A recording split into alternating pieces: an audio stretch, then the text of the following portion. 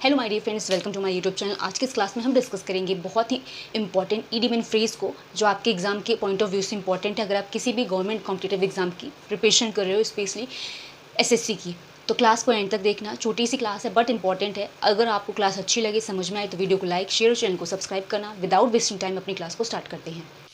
So my dear friends, आज की class का सबसे पहला जो ईडियम है वो है बैड हैट्स। कभी भी आपके एग्जाम में बैड हैट्स आए, इसका मतलब होता है क्रूल पर्सन से, जिसको हम दुष्ट व्यक्ति या दुष्ट आदमी कहते हैं। तो बैड हैट्स को आप याद कर लेना। बैड है यानी बुरा है, हैट्स मतलब जिसने बैड हैट लगा रखा है यानी वो आदमी बुरा है।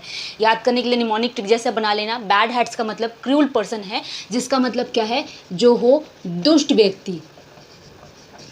नेक्स्ट है प्रेस्ड फॉर टाइम। कभी भी ऐसा आए तो इसका मतलब होता है जल्दबाजी में, इन अ हरी जिसको बोलते हैं। जब आप कभी कोई ऐसा काम हो जो बहुत जल्दबाजी में हो या आप जल्दबाजी में हो, तो क्या होता है, in terms of idiom pressed for time हम कह देते हैं। तो ये कभी आए, टाइम से आप समझ सकते हो समय की बात है, यानी टाइम नहीं है, बहुत जल्दी है। इस तरीके से आप इसको याद कर सकते हो। प्रेस्ड फॉर टाइम का मतलब है जल्दबाजी में। नेक्स्ट है शेक इन वंस शूज़। शेक इन वंस शूज़ का मतलब होता है शिवरिंग फ्रॉम फियर। अब आप समझ सकते हो, डर के मारे कांपना क्या कहलाता है, shake in one shoes. Shake मतलब ही होता है हिलाना, हिलना। तो आप इससे भी याद कर सकते हो, कांपने को, डर के मारे कांपने या थर्राने को हम इस इडियम का यूज़ करते हैं। शेक इन वन शूज़ का मतलब शिवरिंग फ्रॉम फियर, जिसका मतलब है डर के मारे कांपना। नेक्स्ट है वाइल्ड गूस चेज। इसका मतलब होता है कोई भी काम आप कर रहे हो जो यूजलेस है, आप कोई भी काम में अपना एफर्ट यूजलेसली लगा रहे हो, ठीक है। यानी जैसे कोई भी काम करना, उसका कोई भी रिजल्ट नहीं आने वाला। तो वाइल्ड गूस चेज का मतलब होता है यूजलेस एफर्ट, यानी व्यर्थ का आप उसमें मेहनत कर रहे हो, ठीक है। इसका मतलब क्या होता है, व्यर्थ की मेहनत। नेक्स्ट है नाउ और नेवर। जैसे हम बोलते हैं ना कि ये काम या तो अभी होगा या कभी नहीं होगा, तो नाउ और नेवर का सेम मतलब है, जिसका मतलब है डू समथिंग इमीडिएटली, या कोई भी काम अभी करो या तो इसके बाद वो काम नहीं होगा। इस नाउ और नेवर का मतलब होता है अभी या तो कभी नहीं। अब देखो आगे के idioms. So my dear friends, next जो आपका इडियम है वो है नॉट फॉर अ मिनट, जिसको हम बोल सकते हैं नॉट एट ऑल, यानी जो चीज़ें ना के बराबर हो, ठीक है, उसको हम क्या बोलते हैं, not for a minute, not at all, ऐसा आप बोल सकते हो इसके मतलब में, जिसका मतलब है बिल्कुल भी नहीं,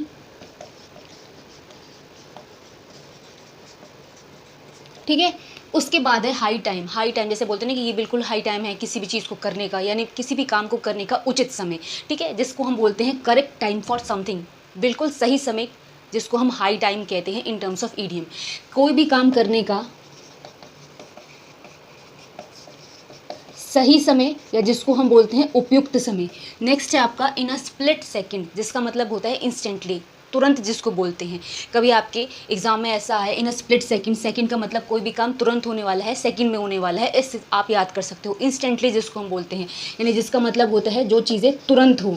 नेक्स्ट है आपका it's about time. It's about time का मतलब बहुत देर होना होता है, ठीक है। वेरी लेट जिसको बोलते हैं।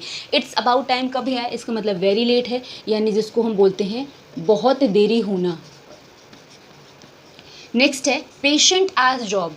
इसका मतलब होता है बहुत ज़्यादा धैर्य होना, पेशेंस बहुत ज़्यादा होना, इनफ पेशेंस जिसको बोलते हैं। तो कभी आए पेशेंट एज जॉब, इसका मतलब होता है बहुत धैर्य होना।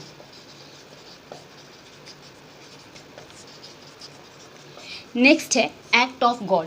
एक्ट ऑफ गॉड का मतलब होता है अ नेचुरल डिजास्टर, जिसको हम बोलते हैं प्राकृतिक आपदा। जैसे बहुत सारी आपदाएं होती हैं, जैसे भूकंप आना या फिर साइक्लोन का, या जो भी है, बहुत सारी ऐसे नेचुरल डिजास्टर होते हैं जिसको हम in terms of idiom act of God कहते हैं, ठीक है, जिसको प्राकृतिक आपदा कहते हैं।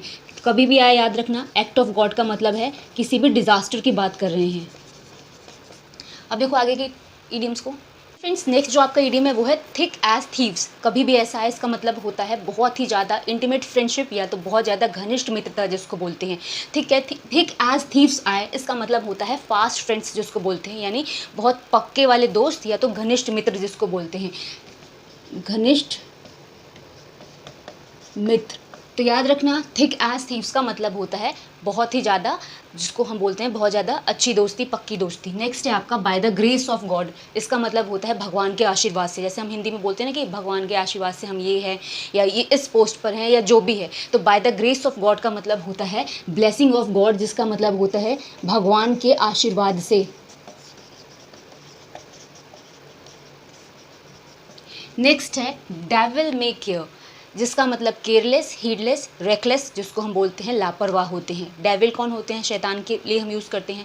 तो आप याद कर सकते हो ये बहुत शैतान है, ये बिल्कुल किसी चीज़ की केयर नहीं करता। इससे याद कर सकते हो एक निमोनिक ट्रिक की तरह। केयरलेस होता है जिसको लापरवाह कहते हैं, तो डेविल में केयर कभी भी आए इसका मतलब लापरवाह होता है। ठीक है, नेक्स्ट है आपका ऑस्टील। ऑस्टील थोड़ा सा लर्न कर लेना, जिसका मतलब बार्गेनिंग करना होता है, जिसको हम मोल भाव कहते हैं। जैसे आप कोई भी प्रोडक्ट लेने जाते हो तो आप उसका रेट कम कराने के लिए जो बार्गेनिंग करते हो उसको इन टर्म्स ऑफ इडियम ऑस्टील से हम बोल सकते हैं। तो ऑस्टील कभी भी आए जिसको बार्गेनिंग कहते हैं, जिसका मतलब होता है मोल भाव करना। नेक्स्ट है अप इन द एयर।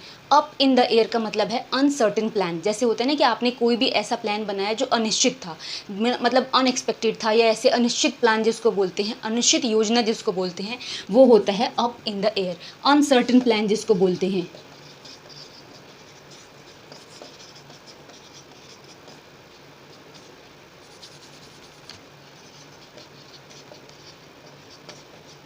अनिश्चित योजना जिसको बोलते हैं। नेक्स्ट है रेन और शाइन। रेन और शाइन का मतलब है इन एनी सर्कमस्टेंस, चाहे कोई भी परिस्थिति हो उसके लिए हम यूज़ करते हैं रेन और शाइन। चाहे बारिश हो, चाहे दिन अच्छा हो, चाहे आप ऐसे याद कर सकते हो कुछ भी हो मुझे ये चाहिए, यानी इन एनी सर्कमस्टेंस जिसको बोलते हैं रेन और shine in terms of idiom हम बोल सकते हैं, यानी किसी भी परिस्थिति में।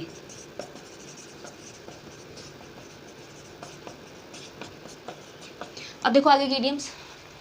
सो माय डियर फ्रेंड्स, नेक्स्ट जो इडियम है वो है कम इनटू ब्लूम। इसका मतलब होता है वेल एस्टेब्लिश्ड हो जाना। जैसे होता है ना कि हम बहुत ज़्यादा सेटल डाउन हो गए, समृद्ध हो गए, तो कम इनटू ब्लूम कहलाता है। कम इनटू ब्लूम का मतलब है वेल एस्टेब्लिश, जिसको हम बोलते हैं समृद्ध होना। नेक्स्ट है आपका come under Bloom. Come under Bloom का मतलब होता है या तो क्रिटिसाइज्ड होना या इंसल्टेड होना, यानी अपमानित होना। तो दो है, कम इनटू ब्लूम जिसका मतलब वेल एस्टेब्लिश होना, कम अंडर ब्लूम इसका मतलब होता है इंसल्टेड या क्रिटिसाइज होना, जिसको हम बोलते हैं अपमानित होना। नेक्स्ट है ओशंस ऑफ। ओशंस ऑफ का मतलब है कोई भी चीज़ की बहुत ज़्यादा क्वांटिटी होना, बहुत अधिक संख्या में होना, अ वेरी लार्ज क्वांटिटी जिसको बोलते हैं। तो ओशंस ऑफ का मतलब होता है अधिक मात्रा में। नेक्स्ट है अंडर लॉक एंड की। कोई भी चीज़ अगर आपने ताला चाबी लगा के रख दिए तो वो चीज़ सुरक्षित हो गई, उससे आप याद कर सकते हो अंडर लॉक एंड की का मतलब है वेरी सेफ प्लेस, यानी सुरक्षित जगह या सुरक्षित स्थान को बोलते हैं। तो इसका मतलब होता है सुरक्षित स्थान। नेक्स्ट है pull the plug. Pull the plug का मतलब होता है किसी भी चीज़ को बंद कर देना, ठीक है, यानी टर्न ऑफ करना, जिसको हम बंद करना कहते हैं। सो माय डियर फ्रेंड्स, ये थी ईडियम एंड फ्रेज की क्लास जो बहुत इंपॉर्टेंट थी अगर आप किसी भी गवर्नमेंट कॉम्पिटिटिव एग्जाम की प्रिपरेशन कर रहे हो।